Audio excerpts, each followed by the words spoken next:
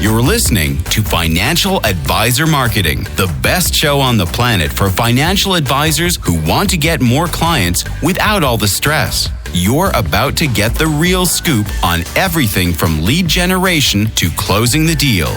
James is the founder of theadvisorcoach.com, where you can find an entire suite of products designed to help financial advisors grow their businesses more rapidly than ever before. Now, here is your host, James Pollard. Last week, I did a list episode with 25 things I'd do if I were a new financial advisor, and I had a lot of fun with that. So I'm going to do it again, except this time I'm going to talk about 23 harsh truths about marketing financial advisors should know. Let's jump right into it. No introduction, no story about myself this time. Number one, all else being equal, the best marketer wins. So many financial advisors attempt to dance around this truth. They don't want to face the reality that good marketing is really the key to growth. It is not hope. It's not reading 1,000 books. It's not endlessly scrolling on LinkedIn, checking out what other financial advisors are doing. It is literally just good marketing. You could spend years growing a business step by step with tons of time and energy and effort and just blood, sweat, and tears. And I could blow right past you in a few months if my marketing is better. You just cannot beat having powerful systems in place to get more clients and grow your business. I'm sorry, you just cannot. Good marketing is the key.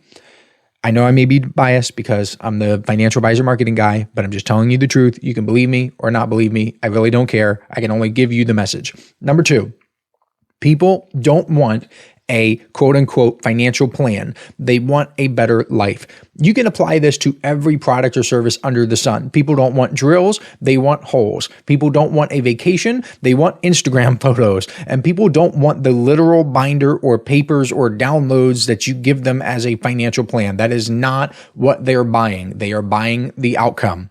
Number three, build it and they will come is a lie.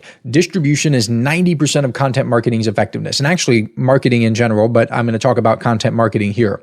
It kills me when I see financial advisors get caught in this trap of creating content, or worse, hiring people to create content for them for content's sake. Like, they will post a blog article every month because some guru told them they were supposed to do that, or that's what good marketers do. Or they release a weekly podcast episode, but their heart isn't really in it and they don't really want to do it. That is dumb. I would much rather have you only create 10 amazing pieces of content instead of 100 mediocre pieces of content. If you really enjoy content marketing and you want to do it because it's fun for you and that's the way you want to spend your life, then more power to you. I love this podcast. I love chatting with you every single week. I like creating content. So I'm living my best life. I am doing stuff that I want to do.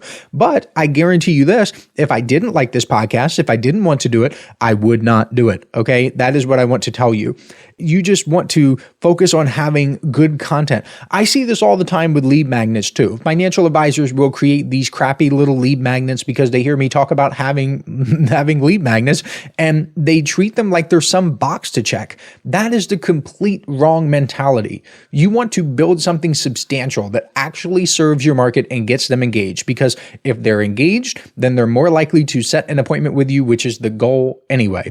What is distribution? I talk about distribution. 90% of your time should be spent on distribution.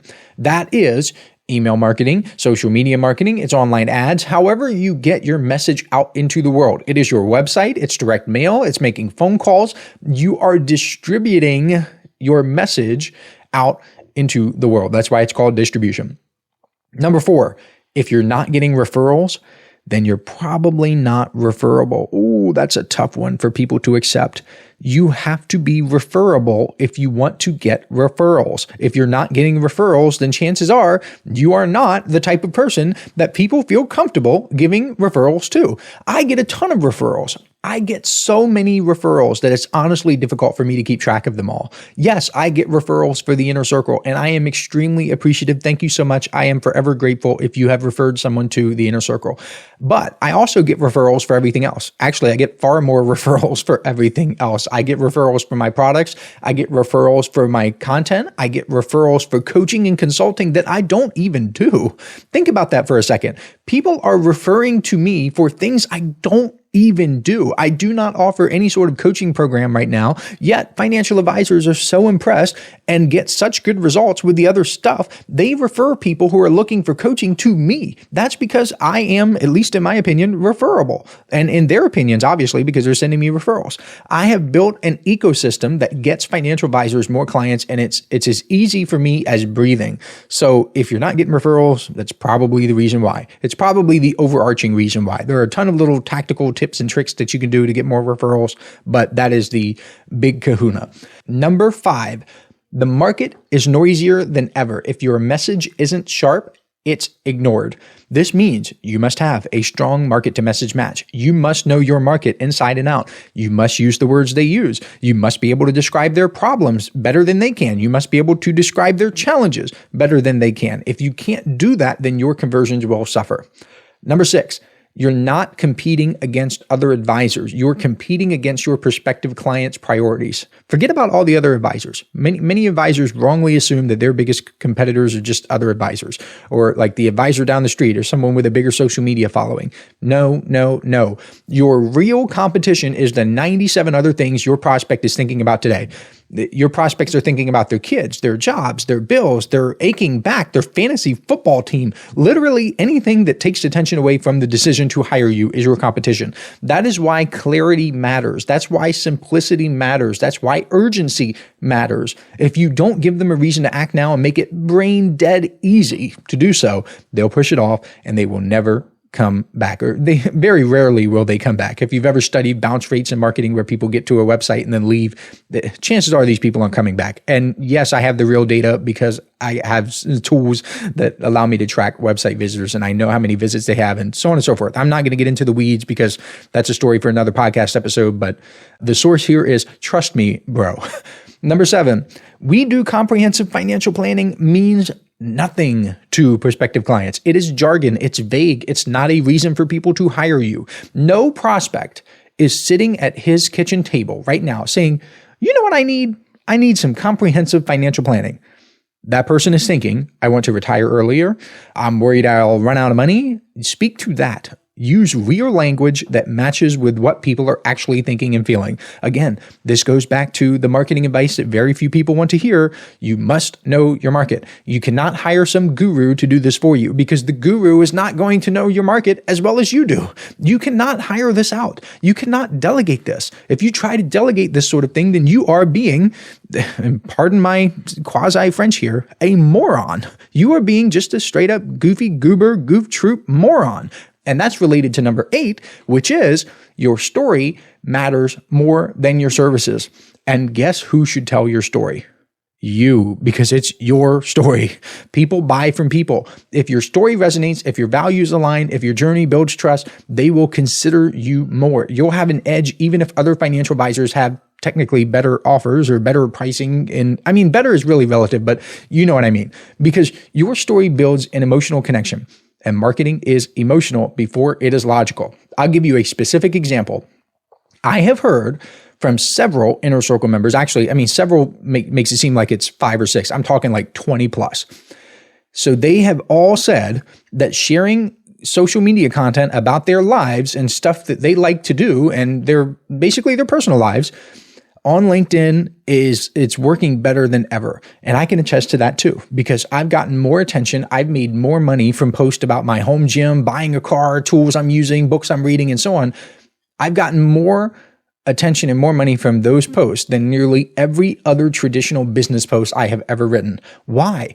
Because certainty is largely built through connection. And if you want to stand out from all the other suspicious, polished, too perfect marketing out there, you need to share your real life. I have seen my inner circle members post stuff about traveling, spending time with their children, going on dates with their spouses, books they're reading, movies they're watching, things they like to do, where they go on the weekend, all sorts of stuff. It works because people want to work with someone they feel like they know, someone who they believe gets them. If you're not doing this, then you're already behind. Number 9, hope is not a strategy.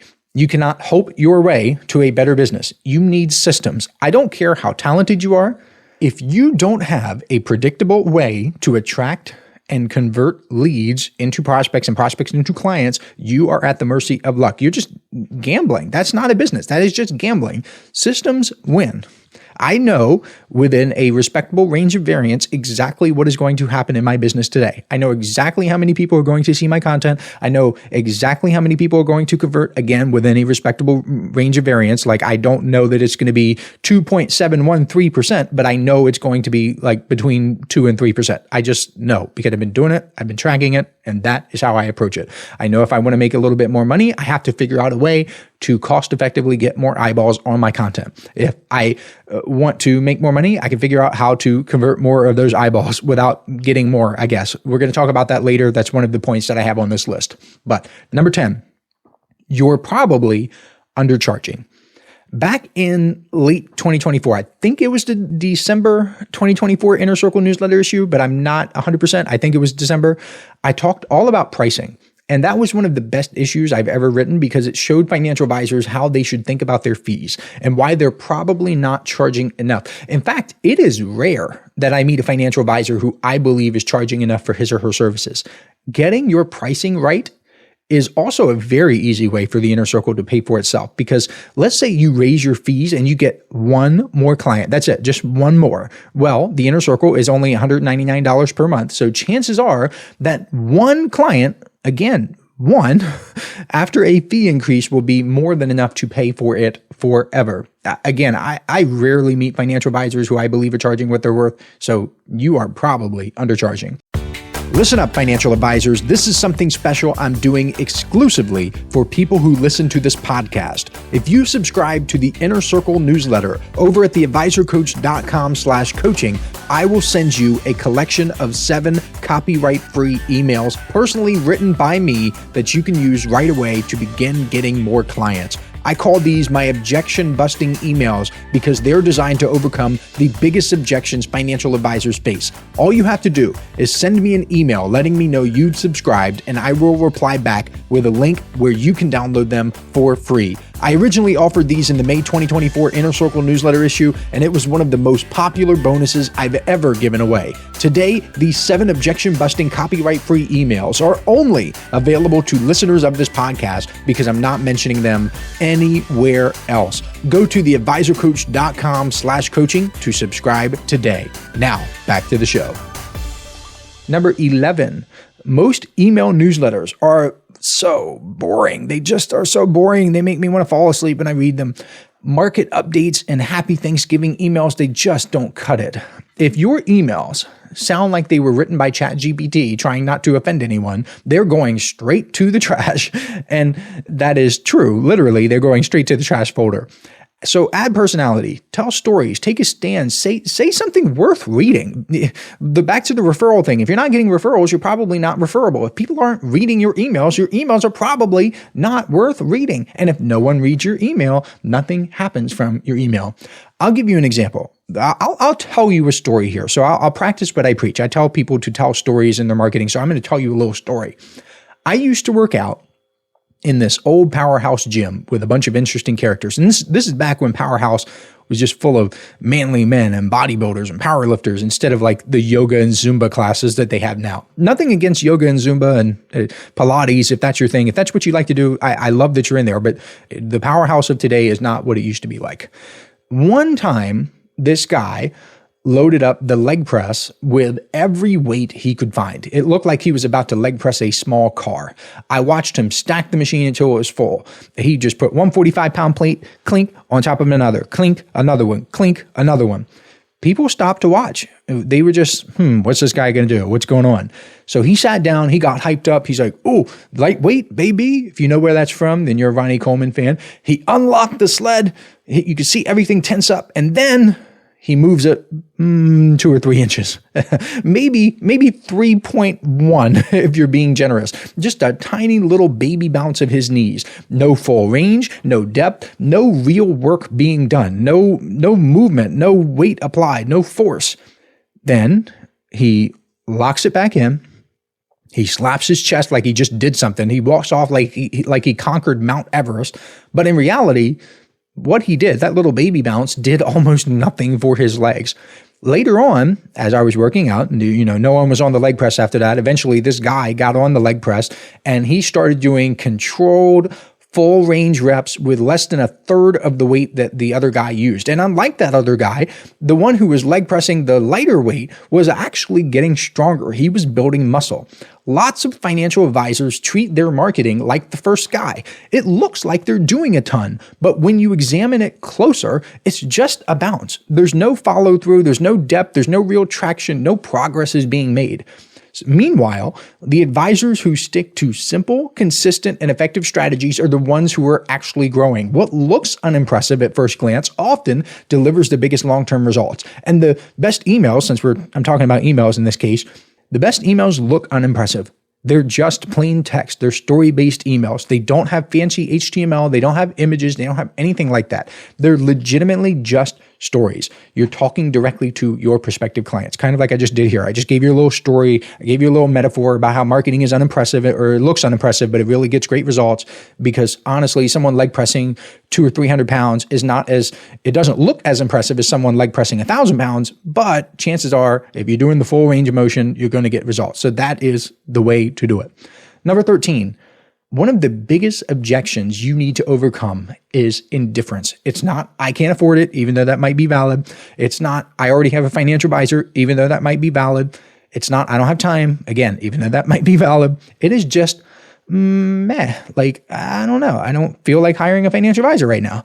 If you don't give people a compelling reason to act and to act now, they probably won't. Not because they don't like you, not because of any other objection. It's just because you didn't make them feel anything. Number 14, don't wait until you have it all figured out before you start. Have you ever had a prospective client tell you that now is not a good time for them or him or her to hire you? Many times, people who say that will talk about how busy they are and how they're waiting for things to settle down before they start with the financial planning and investing. And they just tell you whatever weird, wild goose chase story about how they don't have time. That's a horrible idea, though. Imagine you want to take a road trip and you tell yourself that you will only leave your driveway if all of the traffic lights on the entire route are all green. You would never leave. You would never back out of your driveway. Well, guess what? I have financial advisors tell me now is not a good time quite frequently. They are waiting for all of their metaphorical traffic lights to turn green. That will never happen. Besides, it is actually better to start something new when you're busy. Do you know why? Because if you tell yourself that you'll wait until things are easier, then you're unconsciously telling yourself, I will quit when I get busy. If you wait until things are easier, then you will quit at the first sign of resistance. However, if you start when you're already busy, if you start when you feel like you can't add another thing to your plate, then you're more likely to stick with it.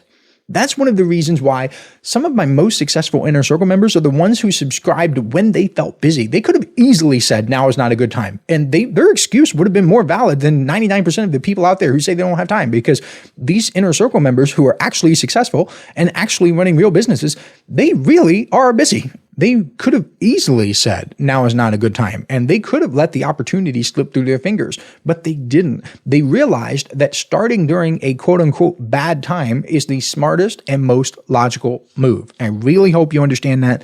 Don't say that you'll start when all the metaphorical lights are green, because that you're just going to say, the first time I get a red light, I'm just going to quit. I'm going to go home. No, that is not what you want to do. Number 15. What is right is not always popular, and what's popular is not always right. The crowd is often wrong. Just because most advisors do something doesn't mean it works. I see so many things. People do goofy stuff on social media. They post these little dumb things, and financial advisors ask me questions about it. Like, do you think I should start doing it? No. Just because some guy is doing it doesn't mean you need to do it. 16, you're not tired, you're uninspired. You don't need a nap. You need a win. You need something that reminds you why you started in the first place. Nothing reignites your fire like getting results. Go get some results, even a small result, if that's all you can get. Number 17, trust is critical for good financial advisor marketing. You will not get clients without trust. And no, a professional headshot, no, a ton of designations and alphabet soup. It's just not enough. Trust comes from transparency, proof, and consistency. And there's a lot more that goes into it. That could be an entire podcast episode by itself. But if people don't trust you, they will not convert, no matter how polished your marketing looks.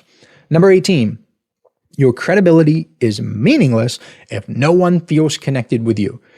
Let's go back to the alphabet soup. You could have alphabet soup after your name. But if you're cold, you're robotic, you're generic, you will lose to someone who is warm, human, and relatable, because people want connection. They don't just want competence. Number 19, and yes, I'm going kind of quickly because we're running out of time. I want to make sure I get all of these out. Saying you help people with their money is like saying a chef cooks food. Be more specific or get ignored. Okay, we get it. You help people with the money. A chef cooks food. Now, what else? Number 20, having a niche forgives a lot of marketing sins. I talk all the time about niche marketing in this podcast, so if you want to learn more, just listen to the other 300 plus episodes I have. Number 21, if you don't have a clear process for turning attention into appointments, you do not have a marketing plan. You have a wish list. Number 22, there are only two ways to improve your marketing. You can either get in front of more people or convert more of the people you're already in front of. That is it. Those are the levers, traffic and conversion. Figure out which one is your bottleneck, then work on that. Everything else is just fluff. You can make more money by getting in front of more people with all else being equal, and you can make more money by converting more of the people that you have, all else being equal. I recently created a 4-part video training series with more than 2.5 hours of video content about discovery meetings that is focused on the second part. You can convert more of the people who are already in front of you, and you will get more clients and make more money. If you learn how to have better discovery meetings, then you can be more profitable and you can have a better business, a bigger business with the existing marketing that you're already doing. Because if you're only converting, let's just say 1 out of every 3 people into clients, so 1 out of every 3 discovery meetings, and you bump that up to 2 out of every 3, then that's a tremendous difference that you have made in your business. So those are the 2 things that you can do. Get in front of more people. That's marketing. Yes. Content, social media, email, online ads. That's cool. Or you can convert more of the people that you already have. And that is in sales and the process and your systems and your discovery meetings. If you want to get that program, how financial advisors can have better discovery meetings, go to theadvisorcoach.com/meetings. Once again, that is theadvisorcoach.com/meetings. And number 23 is great marketing should make you uncomfortable, because growth lives outside of the comfort zone. So let me wrap this up with a truth that ties all 23 of these things together, at least kind of, sort of. At the end of the day, marketing is not about being cute. It's not about being clever. It's not being about creative. It's about getting clients. That's it. These harsh truths might sting a little. And if they do, good. That means you're awake. That means you care. Because the financial advisors who embrace these truths and they act on them are going to be the ones who win. Not someday, not after they get everything perfect, but now. They're going to get started now. They're going to become better advisors and better marketers and better business owners now. So take a hard look at your marketing, take a hard look at your business, strip away the fluff, be honest with yourself about what's working and what's not working, and then do something about it. Don't just listen to podcasts all day. Do something about it. The market rewards action, not intention. I'll catch you next week. This is thepodcastfactory.com.